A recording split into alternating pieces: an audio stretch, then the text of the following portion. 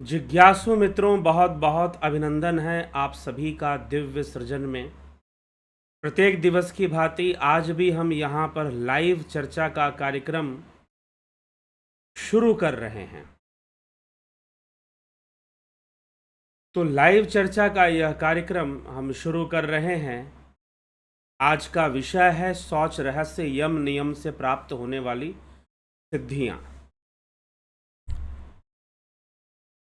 तो सिद्धियाँ अर्थात परिपक्वता की प्राप्ति होती है। इस प्रकार से होती है, अहिंसा के अभ्यास से अहिंसा प्रतिष्ठायाम तन्निधौ वैर त्याग। भीतर में अहिंसा के प्रतिष्ठित हो जाने पर वैर भाव का त्याग हो जाता है। संसार में हम किसी के प्रति वैर भाव नहीं रखते। वैर भाव का त्याग हो जाना, वैर भाव का त्याग हो जाना, हम संसार में किसी के प्रति वैर भाव फिर नहीं रखते हैं। ऐसी स्थिति की प्राप्ति हो जाती है। जी हाँ, अब वैर भाव का नहीं होना, फिर भी अपने कर्तव्यों को पूर्ण करना, कर्तव्यों की पूर्ति करना, तो वैर भाव से मुक्त होकर अपने कार्यों को करना चाहिए। यही शिक्षा भगवान कृष्ण अर्जुन को भी दे रहे हैं। निष्काम कर्म की जो शिक्षा दे रहे हैं और निष्काम भावना से जो युद्ध करने की प्रेरणा दे रहे हैं कि निष्काम भावना से कैसे युद्ध करना चाहिए।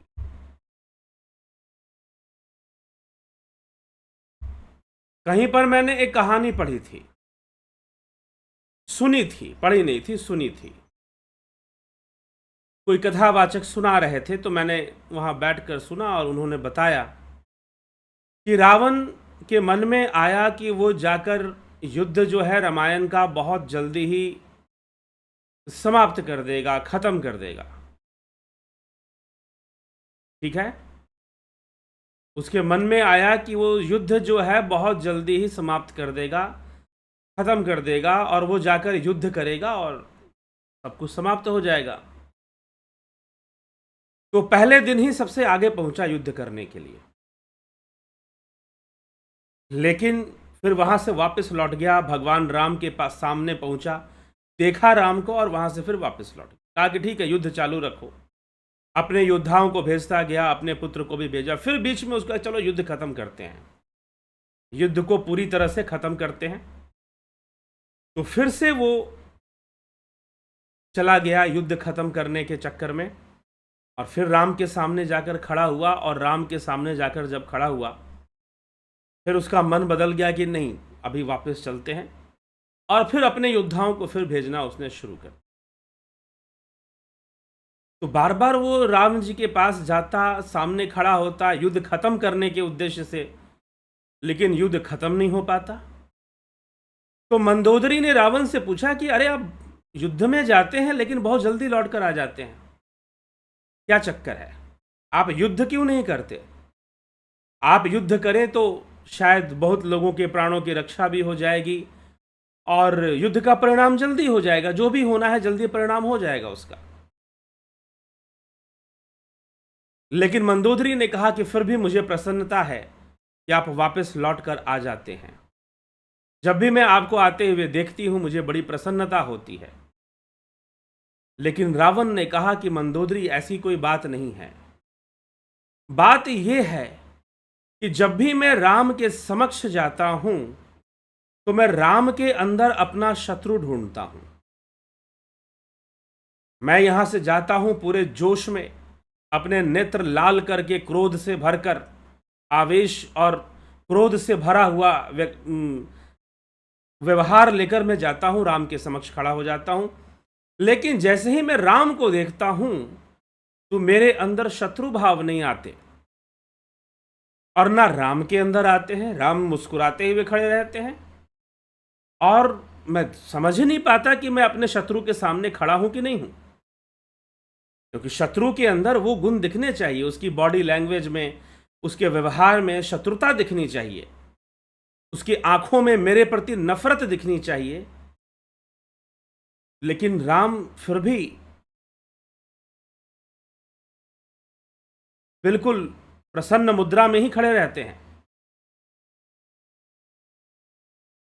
क्योंकि राम अपने कर्तव्यों की पालना कर रहे हैं, किसी से शत्रुता नहीं निभा रहे। लोक कल्याण हेतु जो कर्म उन्हें करना चाहिए वो कर रहे हैं, उस कर्म के आदर्श की स्थापना कर रहे हैं। तो श्री रामचंद्र जी एक योगी हैं। अब ये बहुत लोगों को लगेगा कि नहीं, श्री रामचंद्र जी तो अयोध्या के राजकुमार थे, ऐसे थे, अवतारी पुरुष थे, ऐसे उन्होंने युद्ध किया, लेकिन योगी थे कि नहीं? योग वासिष्ठ जब हम पढ़ेंगे, महारामायण कहा जाता है उसे, तो श्री राम जी के योगी चरित्र का ही वर्णन वहां पर मिलता है। योग की चर्चा वहां पर फिर होती है। तो यही बातें हमें समझना है। अहिंसा से वैर भाव का त्याग होता है। जब अहिंसा की प्रतिष्ठा होती है तो संपूर्ण जीवों के प्रति जो हमारा वैर भाव है वो नष्ट हो जाता है, वैर भाव खत्म हो जाता है। तो ऐसी चर्चा भी की गई है। ठीक है। उससे पूर्व भी महर्षि पतंजलि सिद्धियों को चर्चा करने के पहले एक महत्वपूर्ण बात वो बताते हैं कि बहुत तरह के विक्षेप आते हैं, बहुत तरह की योग में बाधाएं आती हैं, यम नियम में भी बाधाएं आती हैं। और यम नियम में जब बाधाएं आए तो क्या करना चाहिए? कुतर्क को सुतर्क से उसका सामना करवाना चाहिए। वितर्कों द्वारा इन यम नियम का बाध होने पर प्रतिपक्ष का चिंतन करें, विरोधी विचार का चिंतन करें। अगर गलत विचार मन में आते हैं तो सही विचार का चिंतन करें। अगर वासनाएं आती हैं तो वैराग्य का चिंतन करें। तो प्रतिपक्ष का चिंतन करना चाहिए। तो इससे यम नियम सुदृढ़ होने लग जाता है। ऐसी बात भी महर्षि पतंजलि ने पूर्व में यहां पर समझाई है। अगर हमारे मन में हिंसा की भावना आए तो हमें निश्चय ही अहिंसा का भी चिंतन करना चाहिए। कर्तव्य विमूढ़ता आए तो कर्तव्य की चिंतन करना चाहिए। वितर्क हिंसादयः कृतकारिता अनुमोदिता लाभ क्रोध मोह पूर्वका मृदु मध्या अधिमात्रा दुख ज्ञानांत फला इति प्रतिपक्ष भावनम। प्रतिपक्ष भावना करनी चाहिए। पहले भी कुछ साधकों की कैटेगरी बताई गई है, मृदु मध्य और अधिमात्र। ठीक, शिव संहिता में भी इस प्रकार के साधकों की कैटेगरीज बताई गई हैं, मृदु मध्य और अधिमात्र। तो हिंसादि वितर्क, स्वयं की हुई, दूसरे से प्रेरणा करके कराई हुई करने वाले की प्रशंसा की, इन तीनों रूप से हिंसा होती है। ठीक ना? तो लोभ क्रोध और मोह पूर्व में जिनके, अर्थात इन तीनों कारणों से जो हिंसादि होती है, लोभ क्रोध और मोह के कारण लोग हिंसा करते हैं, कर सकते हैं। तो मंध्य मध्य और तीव्र तीनों भेद वाली, अनंत दुख और अज्ञान फल वाली, इस प्रकार प्रतिपक्ष का चिंतन करना चाहिए। प्रतिपक्ष का चिंतन करना चाहिए। अगर मन में वितर्क आए, यदि मन में बहुत सारी समस्याएं आए, तो हमें प्रतिपक्ष का चिंतन करना चाहिए। ठीक है। तो अहिंसा के विषय में, वैर त्याग के विषय में महर्षि पतंजलि ने यही कहा है। आगे लिखते, सत्य प्रतिष्ठायाम क्रियाफलाश्रयत्वम। सत्य के दृढ़ स्थिति होने पर योगी की वाणी द्वारा जो क्रिया होती है उसमें फल का आश्रयत्व होता है, कर्म सिद्धि प्राप्त होती है, उसकी वाणी अमोघ हो जाती है सत्य की प्रतिष्ठा होने से। भाव इसका समझना चाहिए कि अनाधिकारी पुरुष को भी योगी आशीर्वाद नहीं देता है, व्यर्थ का वचन वो प्रयोग नहीं करता है, इससे बचता है। ठीक है। इसके आगे दूसरे जो यम हैं उनके बारे में, अस्तेय प्रतिष्ठायाम सर्वरत्नोपस्थानम। चोरी के त्याग में स्थिर हुए योगी को सर्व रत्नों की प्राप्ति होती है। जो चोरी का त्याग कर देता है उसे संपन्नता प्राप्त होती है, सर्व रत्नों की प्राप्ति होती है। इस प्रकार से अस्तेय की सिद्धि कही गई है। ब्रह्मचर्य प्रतिष्ठायाम वीर्य लाभ, ब्रह्मचर्य की सिद्धि होने पर बल का लाभ होता है। अतुलित बल धामम, ठीक ना, बल का लाभ होता है, तो बल लाभ भी प्राप्त होता है। और हम चलें इस प्रकार से, अपरिग्रह स्थैर्य जन्म कथनता संबोध, अपरिग्रह की दृढ़ स्थिति होने पर जन्म किस प्रकार का है यह बोध होता, मतलब पिछले जन्मों का भी ज्ञान हो जाता है। अपरिग्रह की सिद्धि अगर हो जाए, संग्रह, अत्यधिक संग्रह करने में जो लोग लगे रहते उससे जो बच जाएं, तो पूर्व जन्म का भी ज्ञान उनको हो सकता है। क्यों? देखिए, हम ज्ञान बहुत सारा है, लेकिन हमने अपने मन की शक्तियों को व्यर्थ की बहुत सारी बातों में उलझाया हुआ है। मन की शक्तियां बिखरी हुई हैं। योग सूत्र का जो सिद्धांत है वह यह कहता है कि जब मन की शक्तियां एकाग्र हो जाएंगी तो रहस्यमय ढंग से काम करेंगी। मन की शक्तियों को जो हमने संसार में व्यर्थ की बातों में जो उलझा के रखा हुआ है, वहां से हटने से प्रकृति की दूसरी शक्तियां हमारे सामने प्रकट होती हैं, दूसरे कई रहस्य प्रकट होते हैं। इस प्रकार से इस विषय को समझना चाहिए। ठीक है, तो इस प्रकार से यम की सिद्धियों की चर्चा महर्षि पतंजलि ने की है। यम के अंतर्गत अहिंसा, सत्य, अस्तेय, ब्रह्मचर्य, अपिग्रह, अपरिग्रह, यह 5 यम बताए गए हैं। और महर्षि पतंजलि ने फिर 5 नियम भी बताए हैं। शौच, संतोष, तप, स्वाध्याय, ईश्वर प्रणिधान, यह 5 नियम महर्षि पतंजलि ने बताए हैं। तो आइए देखते हैं 5 नियम कैसे बताए हैं। तो सबसे पहला जो नियम है शौच। शौचात स्वांग जुगुप्सा परैर संसर्ग, शौच के सिद्ध होने में अपने अंगों की निंदा और दूसरों के असंसर्ग होता है। अर्थात इस विषय को कैसे समझा जाए। स्व अंग जुगुप्सा परैर संसर्ग, अपने जो हमारे अंग हैं उनमें जो आसक्ति है उनमें हमारी कमी हो जाती है अगर हम सही से शौच करते हैं। स्व का एक और अर्थ होता है, पहले भी यहां प्रयोग हो चुका है स्व का अर्थ। तो स्व का अर्थ बुद्धि है। बुद्धि भी निर्लिप्त होती है यदि शौच अच्छे से हो। तो शौच का तात्पर्य मात्र शारीरिक शौच से यहां पर नहीं है। शौच का तात्पर्य यहां पर बुद्धि के शौच से है। शौच का तात्पर्य यहां पर मन के शौच से है। शौचात स्वांग जुगुप्सा परैर संसर्ग, शौच के प्रतिष्ठित हो जाने पर अपने शरीर के प्रति घृणा का उद्रेक होता है। शौच के प्रतिष्ठित हो जाने पर, जब शौच सिद्धि होती है तो शौच के प्रतिष्ठित हो जाने पर अपने शरीर के प्रति घृणा का उद्रेक होता है। दूसरों के साथ संग करने की भी फिर प्रवृत्ति नहीं रहती है। अपने ही हमारे जो शरीर, ये नश्वर शरीर है, इसका विश्वास हमें हो जाता है। साथ ही साथ शुद्धि, पूर्ण शुद्धि, क्योंकि हमारा मन शुद्ध होता है। तो वास्तव में ऐसा होता क्यों है? ये जो बात लिखी जा रही है कि अपने शरीर के प्रति भी हम आसक्ति नहीं रखते हैं शौच होने से, कारण इसका यह है कि शौच से सत्व बुद्धि की प्राप्ति होती है। शौच से हमारे संस्कारों की सफाई होती है। शौच को मात्र बाहरी क्रिया समझना भी ठीक नहीं है। मन का भी शौच होना चाहिए, बुरे विचारों का भी की शुद्धि होनी चाहिए।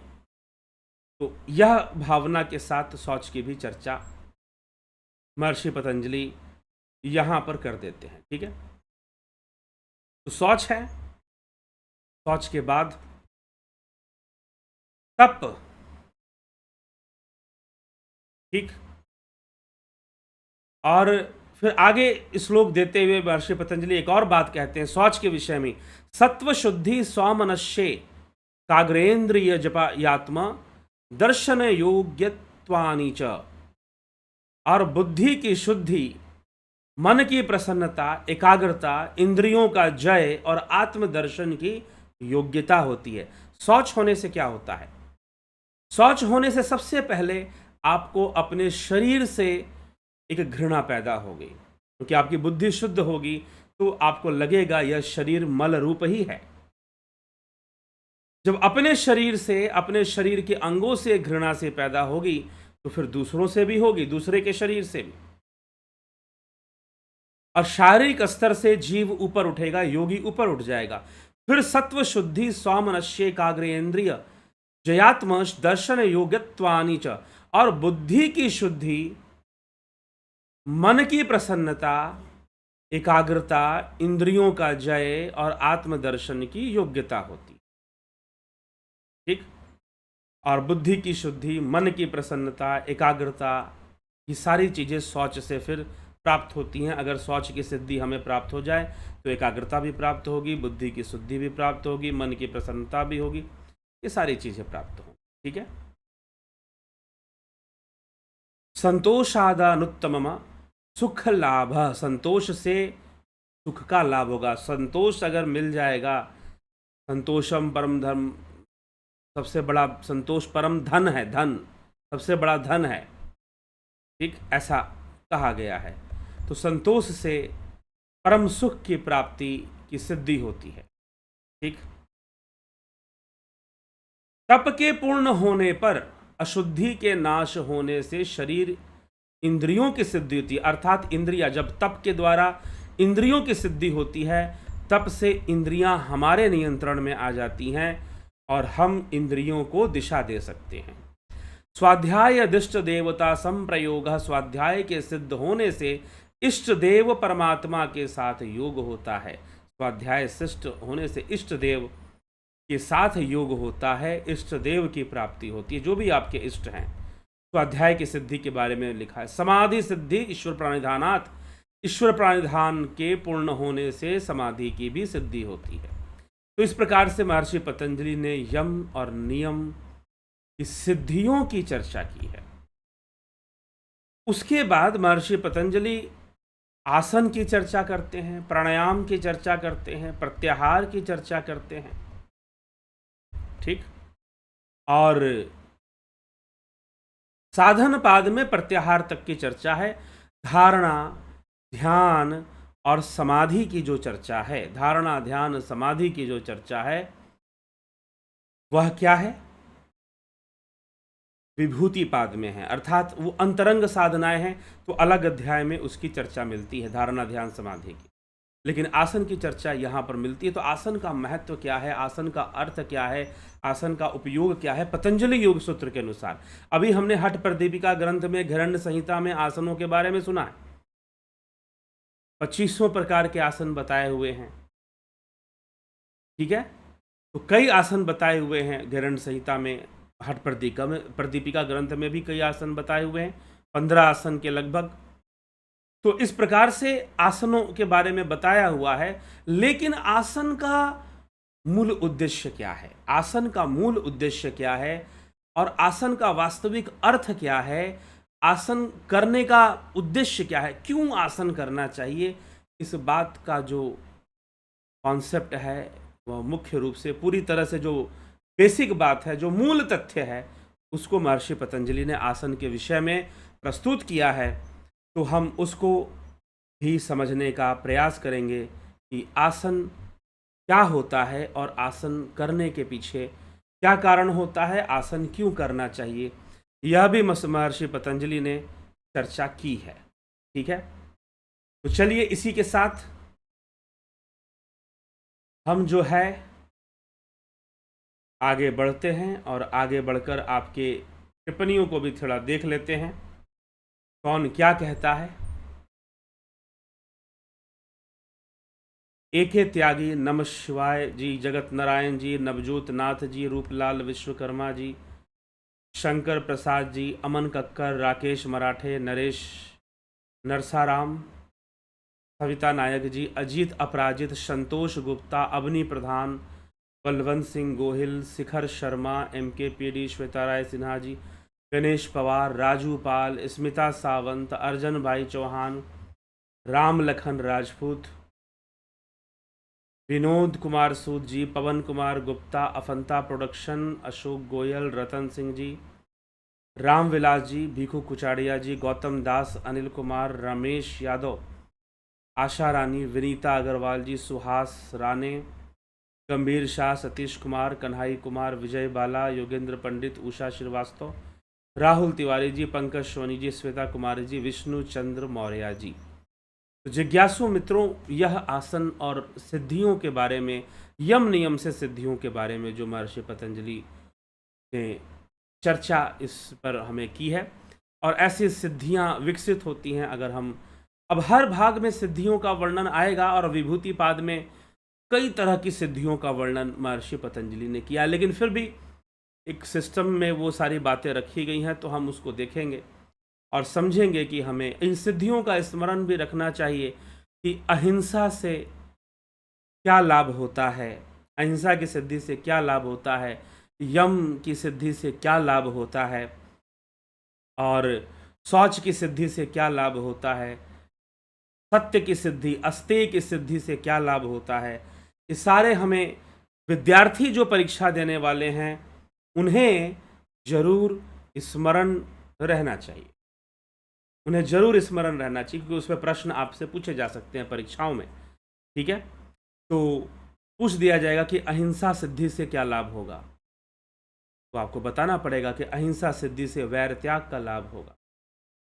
ठीक है, तप सिद्धि से क्या लाभ, इंद्रिय जय होगा तप सिद्धि से। ठीक है, शौच से क्या लाभ होगा। ठीक, तो इस तरह से ऐसे इस पर ध्यान देकर इसका स्मरण रखना चाहिए, तो ध्यान देने योग्य बात है। तो चलिए इसी के साथ अभी हम विराम की ओर चलेंगे। विष्णुचंद्र मौर्य जी, रविशंकर चौहान, राजेश भाई मकवाना, काशीनाथ जी, ओम तत्सत, प्रणाम। भारतीय दर्शन का कोर्स कहते ज्वाइन करें, कोर्स कैसे ज्वाइन करें? आप इस चैनल पर जाएंगे, चैनल पर जब जाएंगे तो वहाँ ज्वाइन बटन मिलेगा, ज्वाइन बटन को टच करेंगे, अगर मोबाइल फ़ोन से कर रहे हैं तो आपको मेंबरशिप लिस्ट आ जाएगा, मून, मार्स, सन, जुपिटर। आपको मार्स पर टच कर फिर ज्वाइन पर टच कर देना है, तो खुल जाएगा। एक कंटिन्यू का नीचे बटन आएगा, कंटिन्यू पर जाएंगे, आगे जाएंगे, आप अपने ATM कार्ड से मेंबरशिप ज्वाइन कर लेंगे। ठीक है, वहाँ ATM कार्ड, जैसे कि आप पेमेंट वगैरह कोई ऑनलाइन करते हैं तो वहाँ डिटेल होता है, आप ऐसे कर सकते हैं तो कर लीजिए, नहीं तो हमको संपर्क कर मैसेज कर दीजिए कि हम नहीं ज्वाइन कर पा रहे हैं। तो कैसे करें, आपको अभी टाइम है कोर्स शुरू होने में, तो फाइनली इसका उत्तर ज़रूर दिया जाएगा, इसके बारे में आपको ज़रूर बताया जाएगा कि कैसे ज्वाइन करना है। ठीक है, चलिए, चिंतित होने की इसके लिए आवश्यकता नहीं है।